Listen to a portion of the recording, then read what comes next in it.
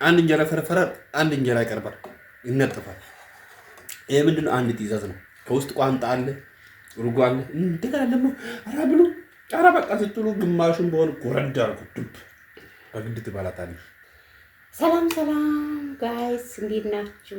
ወድቆ መቅረት የለም ቤተሰቦች አላችሁ ወይ? አለን አላችሁ ወይ? እንግዲህ የወድቆ መቅረት ታሪክ ተወርቶ አያልቅም። እግዚአብሔር በእንደዚህ አይነት ልጅ ባለጸጋ ባለስሳይ ፍቅር የሆነ ልጅ እግዚአብሔር ይባርካችሁ። አሜን በሉ። ላም ወደደች እናንተ ላም ገዛን እኮ ላም ገዛንና በገዛን በሁለት ሳምንቱ አልወለደችም። ይሄ ልጅ ማለት ነው ወድቆ መቅረት የለም ያልኩት በምክንያት ነው። ትክክለኛ ስሙ ኢዮቤ ነው የሚለው፣ ግን ወድቆ መቅረት የለም ያልኩት የሰየምኩት በቃ ማንም ወድቆ አይቀርም። ማንም አንድ ሰው ራሱ ድንጋይ አነቅፎት ቢወድቅ እንዲዘወር ብሎ አይቶ ይነሳል፣ የሚያነሳው ከሌለ ማለት ነው። ስለዚህ ማንም ወድቆ ስለማይቀር ወድቆ መቅረት የለም ብያለሁ። በርጎልም በላ ነው ልጃችን። አንዴ ቁርጥ፣ አንዴ ጥብስ፣ አንዴ እርጎን፣ አንዴ ምን ውጤት ነው እግዚአብሔር። አይ የዛሬ ዓመት እንዴት ነበር ዘንድሮ እንዴት ነው የሚያደርግሽ? ያማለፈ እንዳለፈ። ስለዚህ በግራም ሳል ለማየት ነው ትንሽ ነው ያደረኩት። በግራም ሳል ነው ያደረኩት። ሌላ አለ በግራም ሳል ኔክስት ቪዲዮ ቅቤ እንዴት እንደሚወጣ በጁስ መፍጫ ይዤላችሁ እመጣለሁ። ስደት ላይ ሆናችሁም ራሱ ቅቤ እንዴት መውጣት እንዳለባችሁ ይዤ እመጣለሁ። ስለዚህ እንየው ማሮቼ ይላችሁ የሰው ልጅ ከሰራ ትዕግስተኛ ከሆነ ወደ ፈጣሪው ከዞረ ምንም የማይሳካለት ነገር የለም። እኔ ወደ አዲስ ነገር ብቻ ላይ ቀረች መኪና ብቻ ላይ ቀረች። እሷን ደግሞ አሚቷ ከወለደች ነው ማለት ያቀጥላል። ታባ ያው አራት እግር አይደል? ለማንኛውም እውነት መከራና ችግር ካለፋችሁ ሁሉ ነገር ያልፋል። እውነት ለማውራት ማለት ነው። ብርታት፣ ጥንካሬ ይፈልጋል፣ ትዕግስት ይፈልጋል።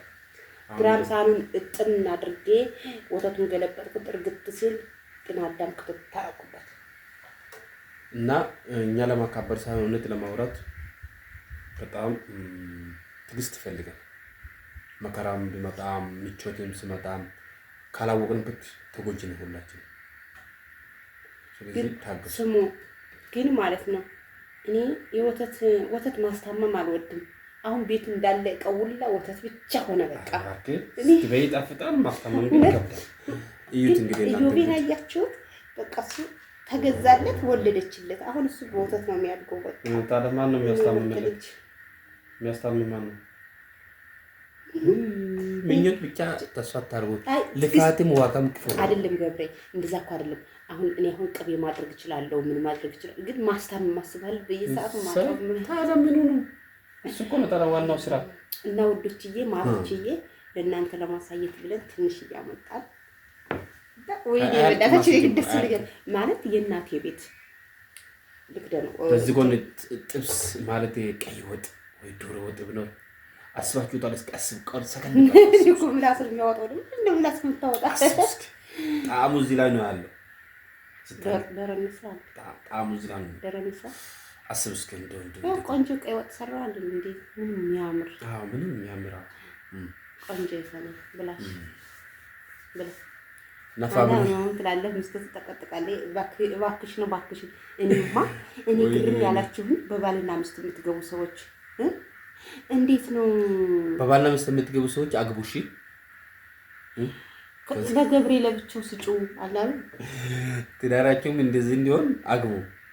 መሀል ከገባችሁ ተሞክሮ ወስዳችሁ ጥሩ ወጣ ብላችሁ አግቡ። እሺ ተመቻችሁ እንብላ። ከበረደ ጥሩ አይደለም ይባላል፣ ይቀልጣል። ስለዚህ ውስጥ ቀልጦ ወደ ደም ስሮች በተን ሲል ወደ አእምሮ ሰከን ጮካላ ከሆን ጭንቀታም ከሆንም ጥሩ አይደለም። ይሄ እኮ ከተበላበት ዋው ይበላል። ማንኛውም የተባረከ ላሚቱ ስንት ገዛሻት እንዳትሉ ነገሩ ተናግሬያለሁ መሰለኝ። ላይ ብለህ ተናግሬያለሁ። ዋው ጣፍጣነት እና ጥሩ ነው። ዛሬ ምርጥ ምግብ ነው የመጣሽው። የሰራ ይበላል ይወቅ መልእክቱ ለማን እንደሆነ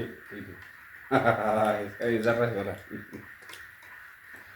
ምን ነው 20 ጊዜ አድናቆት ነው ሙገሳ ነው እርግጫ ነው። የእናቴ ቤት ትዝ አለኝ። የእናቴ ቤት እዚህ እንደዚህ አይነት ቤት ውስጥ ነው የወጣሁት እኔ። አይ ስደት ነገም እኮ ልጆችሽ እናቴ ቤት እርጎ የምትወዱ ሰዎች ማለት ነው ቆንጆ ሳልሳ ሰርታችሁ በዘባዴ ብሉሽ። በቃ ይሄ አያስቀናም፣ ይሄ አያስቀናም፣ እርጎ አያስቀናም። አላህ ነው ይሄ እውነት አይካበድም። በዘባዴ ብሉ። ልዩነቱ ያው ኦሪጂናል ከወተትና ፋብሪካ ምሳሌ ያ ነው ልዩነት እንጂ ምንድነው ናፍቆቱና ፍላጎቱን ለማርካት ደግሞ ዘባዴ ሞልቷል። እውነት ዘባዴ ማታውቁ ሮብ ነው ማታውቁ አልኩ ወይ አውስ ሸት ስለሆነ ትንሽ በርበሬ የግድ ነው ለመርጉት ኮንትሮል አልወድም ነበር። እናንተ ታውቃላችሁ እርጎ ነው ለምን ተዋይቶ ወተት ነበር ከብት ነበር እና እኛ ቤት ጠፋ፣ ወተቱ ጠፋ ማለት ድርቅ መጣና ወተቱ በቃ ጠፋና ከብቶቹ አይወልዱም። ከዓመት በላይ ሆነና ረሳው። ከዛ በኋላ ድንገት ተወለደ። እየታመቀ ቆየ ቄድ ውስጥ። ከዛ ሰርቶ ምንድነው እንደባ ቆመጠጠን መጥቶት ከፍቶት ሽታው መታኝ። ከዛ በኋላ ጠረኑ ደስ ማላለኝ። ከዛ በኋላ እንደዘገኝ በቃ ከዛ ወተት ጠጣሱልኝ አልወድም አልፈልግም። በነገራችን ላይ ወተት መታጠብ ማጠኛ ይወዳል። ጥሩ እቃ እጥን የገጠሩ ቅቤ ለማንጠር ለማወጫ ተብሎ እስከ ሳምንት ያርቀናል። ቅቤ ለማግኘት ተብሎ ማለት ከዛ በኋላ ነው እንቆጫ ነው የሚባለው። እኛ ጋር በእንጨት ነው የሚባለው። በእጅ ስትመታ ማታ ስትመታ አታዳምጥ።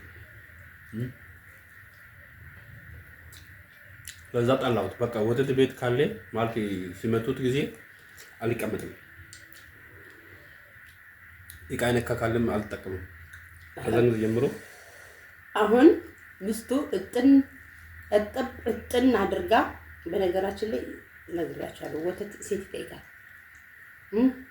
ታርልክ በላ አሁን በሱዳ በጣሳ ወተት ነው ለመርኩት። በሻይ ወተት ነው ለመርኩት። እርጎም በዘባዴ ለመርኩት።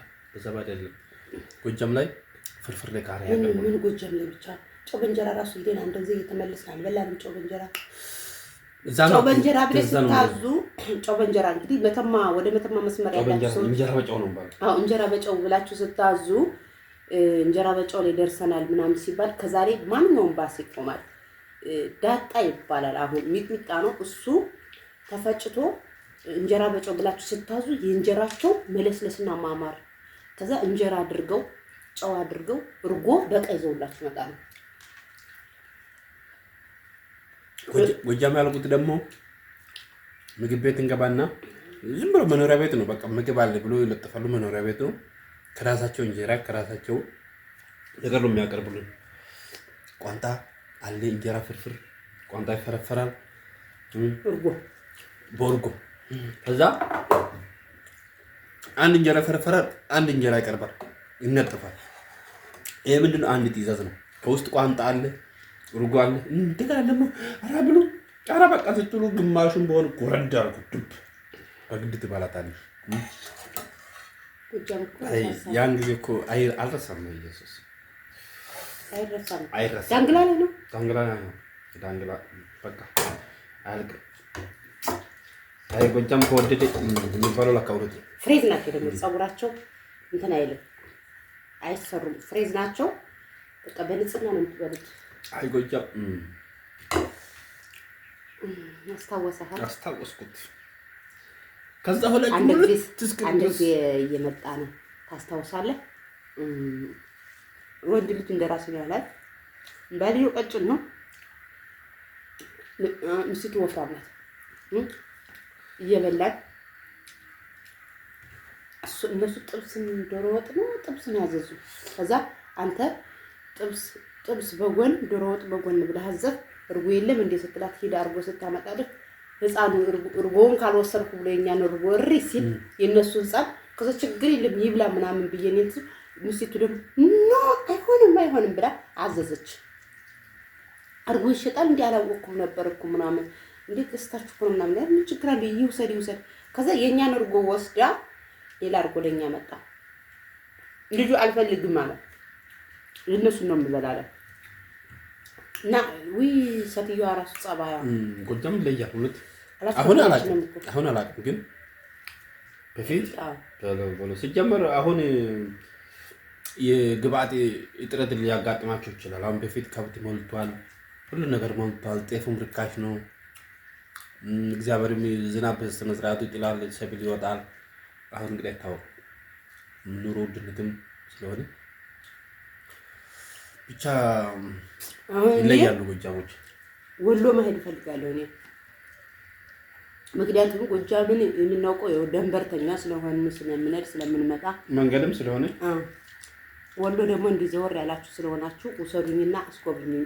አለቀ። ግን ወሎ ይበልጣል ነው የሚባለው በየዋህነት እንግዲህ ሰው ያየው ነው የምናገረው። እንግዲህ ከውጭማ ምን ጎጃም ይሄ ነው እያለው አይደል? ያላየ ብዙ ያወራል። ያየ ብቻ ነው ግን ወይኔ ቆላቸው ብቻ በ10 ብር እኮ ፊስታል ሞልታችሁ ነው። ምግብ ካዛችሁ እንጀራ ጭማሬም ባል ነገር የለም። ወጥ ጭማሬም ባል ነገር ዝም ብሎ ራሳቸው ያመጣሉ። ወጥ ካለቀ ይጨምራል። ወጥ ብቻ ሆኖ እንጀራ የሚያንስ ከሆነ እንጀራ ይጨምራል። ይሄ ከሂሳብ ውጭ ነው። በዛን ጊዜ አሁን ለምሳሌ ወጥ ከበዛ እንጀራ ተቆርጦ ይመጣል። ወጥ ካለቀ በራሳቸው ቅርብ ሁሉ አይነት የፈለጋችሁትን ያዛችሁት የምግብ አይነት ይቀርብላችኋል። ወይ እነ ቴሌሊ ላይ ያላቸው ለሰው ልጅ ያላቸው ፍቅር አክብሮት እዛን ጊዜ ሲጀመር ያማለፈ እንዳለፈ ምን ችግር እና መከራ ብቻ ነው ሁሉ ነገር ነው። እውነት አሁንማ ቤት ለራሳቸው መውጫ መግቢያ የላቸው። ጦርነት ለሰው ልጅ ክፉ ነው። እነ ፋሚሊዎቻችን ሁለት ሰከንድ ብለን ስናስብ ችግርም ምቾትም ብያለሁ ካወቁበት ያልፋል። ትዕግስት ካለው ያልፋል። ካላወቁበት ግን ሀብታም ብንሆንም ካላወቅንበት ዋጋ የለንም። ደሃ ብንሆንም ካላወቅንበትም እንዴት ከችግር ከድህነት እንዴት እንደሞታ ካላወቅንበትም መከራ ነው። ሀብታም ብንሆንም አያያዝን አጠቃቀም ካላወቅንበትም ዋጋ ነው። በሰው አትቅኑ፣ ሰው አትቅኑ። መንፈሳዊ ቅናት ቅኑ። መንፈሳዊ ቅናት ማለት አሁን ወይ መጸለይ ማለት እንደሷ ለሷ የሰጣሃትን ለኔ ስጠኝ ያላችሁ መጸለይ መንፈሳዊ ቅናት ነው። እናንተ ትቀናላችሁ ሳይሆን በቃ እንደ ምክር ነው። ቅናት መጥፎ ነው ለማለት ፈልገን ነው እንጂ ማን በእናንተ ምቀና እንድትሉን ሳይሆን በቃ ህሊናችሁ ውስጥ ቅናት ጥሩ አይደለም። ቅናት የሚባል ነገር ይጥፋ። እኛ ላይ የቀናችሁ ሳይሆን በቃ ማንም ይሁን ምንም ይሁን ሰው እንዴት ነው ጠንክሮ ሰርቶ እዚህ የደረሰ እኔም በምናት መልክ ምናት ስታይል ወይ እሱ እንዴት ምክርላት ማለት ነው አለብን እንጂ የገለ እንዴት ተለወጠ ቆይ ካልሰራው ለሚባል ነገር ነው ከውስጣችሁ እንድታጠፉ ነው እንጂ በእኛ እየቀናችሁን ማለት አይደለም። እሺ እኔ በእኛ እየቀናችሁ ማለት ፈልጌ ሳይሆን እኔ ቅናት ስለሌለብኝ መንፈሳዊ ቅናት ከሆነም በጸሎት ስለማደርገው ነው የምፈልገውን የምጠይቀውን እግዚአብሔር ይሰጠኝ ለማለት ፈልጌ ነው። ምክንያቱም መንፈሳዊ ቅናት እኔ ማንም ሰው ይቀናል፣ ግን የቅናት አይነቶች አሏቸው። የቅናት አይነቶች ሁለት ናቸው፣ ሶስትም አራትም ናቸው። የበቀል ቅናት፣ የሸይጣን ቅናት፣ መንፈሳዊ ቅናት። መንፈሳዊ ቅናት ማለት አሁን እኔ ታውቃላችሁ የዛሬ ዓመት ሁሌ መደጋገም ስልችት አለኝ። ለዛም ነው እኔ ዩቲዩብ ክፈቱ ከከፈታችሁ ሰው ትሆናላችሁ እምላችሁ። ይሄ መንፈሳዊ መልካምነት ከኔ ጋር ስላለ ነው። ለምን ብትሉ ዩቲዩብ ነው እኔን ሰው ያደረገኝ ከፈጣሪ በታች። ፈጣሪ እንዳለ ሆኖ ዩቲዩብን ሰበብ አድርጎ ምክንያት አድርጎ ለውጦኛል። እንደገና ደግሞ ምንድነው መንፈሳዊ አትቅኑ ስላችሁ እኔ አሁን ቅናት የለኝም። እኔ ባዶ ቤት ተዘግቼ እየዋልኩ ጎረቤቶች አንዳይሉ 2 3 4 አሁን ራሳችን ቤት ስለመጣን ጎረቤት የለም እንጂ ከተማ እያለን በጎረቤት ነው ታጥረን የምንኖረው ማለት ታውቃላችሁ። እንግዲህ ተከራይታችሁ የምትኖሩ ሰዎች እና አንዱ ቀይ ወጥ ሲሰራ አንዱ ነጭ ወጥ ሲሰራ ቀይ ምን ሲል ቡናው ሲፈላ እኔ የለም የጀርካ ውሃ ብር የምከፍለው ራሱ የለኝም። ግን አንድ ቀን ቀንቼባቸው አላውቅም። ልክ እንዳለኝ ልክ እንደበለሁ እንደጠጣሁ ነው ምስቅ ምጮት እነሱ ጋር። ከዛ ቤትዬ ነይ ቡና ጠጭ፣ ቤትዬ ነይ ቡና ጠጭ፣ ነይ ቁርስ እንብላ ምናምን ሲሉኝ በልቻለሁ ቡናውን እጠጣለሁ እላለሁ። በባዶ ሆዴ ቡናውን እጠጣው ነበር። ለምን ብትሉ እንደዛ ሁኜ የገባና ፈጣሪዬ ሆይ እባክህን እነሱን የሰጠህ አንተ ነህ፣ ምንም መስጠት ትችላለህ። እባክህን ከዚህ ስቃይ ከዚህ መከራ አውጣኝ፣ እባክህን ሰው አድርገኝ፣ ስራዬን ስጠኝ፣ ጤናዬን ስጠኝ፣ ሰርቼ ልብላ ነው እያልኩ ምጸልይ ነበር እንጂ እናንተን አይደለም። እኔ ስለማልቀና የቅናት መንፈስ ስለሌለብኝ ቅናቴ ደግሞ መንፈሳዊ ስለሆነ ነው። አሁን መጀመሪያ ዩቱብ እንዳልኩ ሞተር ገዛን። ከሞተር መጀመሪያ ቤታችን ሰራን፣ ከዛ ሞተር፣ ከዛ አሁን ከዶሮ ከፍየል እኔ በትንሽ ነገር ነው እየተራመድኩት የሚሄደው። ደስ በቃ ባለኝ ነገር ስለምደሰት እግዚአብሔር ጨምሮ እቺ ልጅ ደስተኛ ናት፣ በምሰጣት ነገር ታመሰግናለች፣ ደስተኛ ናት እና ጨምሬ ብሰጣት ከዚህ በላይ ደስታዋ ይሞላል ስለሚል እግዚአብሔር ጨምሮ ይሰጠኛል። እኔ ዛሬ 2 ሳምንት ላማን ስገዛት 2 ሳምንት በኋላ ትወልዳለች አለ ሰውየው ማለት ነው። ከዛ እኔ ምን አልኩኝ፣ ብሩን ሙሉውን አልሰጠሁም። ምክንያቱም ካልወለደች ልጄ ሕፃን ስለሆነ ወተት ያስፈልገዋል። ካልወለደች ቀብድ ነው የምሰጠው፣ ካልወለደች እመልሳታለሁ ስለ መልሻታለሁ። እውነት ካልወለደች ምክንያቱም አንዳንድ ከብት ወፋር ብሎ አይወልድም፣ አይወልዳለ መሀን አለ። ስለዚህ አይ ትወልዳለች ሁሉም አንድ ያለባ አያትና አይ ይዛለች። እኔ መያዟ ሳይሆን ተሎ ትወልዳለች ወይ እኔ ችግር የለም ብሩን እሰጥሃለሁ፣ ግን ግማሹን ነው የምሰጥህ ስለው እሺ ችግር የለም ማለት ነው። በኮንፊደንስ ችግር የለም ግማሹን ስጭኝና ስትወልድ መጥቼ ግማሹን ወተቴን ጠጥቼ ብሬን ይዤ እሄዳለሁ አለ። ከዛ ላሚቱ ወለደች። ሰውዬው ደወልኩለት መጣ። ወተቱን እንዳለውም ጠጥቶ አልቧት ትወደዋለች ላሚቱ። አልቧት ምን ብሏት አሳይቶን እንዴት እንትን ማለት እንዳለብን ምናምን ብሩን ይዞ ሄደ። እግዚአብሔር መልካም ነው፣ ይችላል።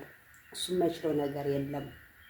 ስለዚህ ውዶችዬ በዚሁ አጋጣሚ ሁሌ የምናገረው ፕሊስ በእናታችሁ ዩቱብ ክፈቱ። ስለተማራችሁ ስላልተማራችሁ አይደል። መክፈት የማትችሉ ከሆነ ለሚችል ሰው አስከፍቱ። የሚችል ሰው ማታምኑ ከሆነ እኛ በታማኝነት እንከፍትላችኋለን። ችግር የለውም። የዋይፋይ ትንሽ ትከፍላላችሁ፣ እንከፍትላችኋለን። ስንከፍትላችሁ ደግሞ ዝም ብለን ስማችሁን ጽፈን ስልክ ቁጥራችሁን አስገብተን ከፍተን አይደለም የምንሰጣችሁ።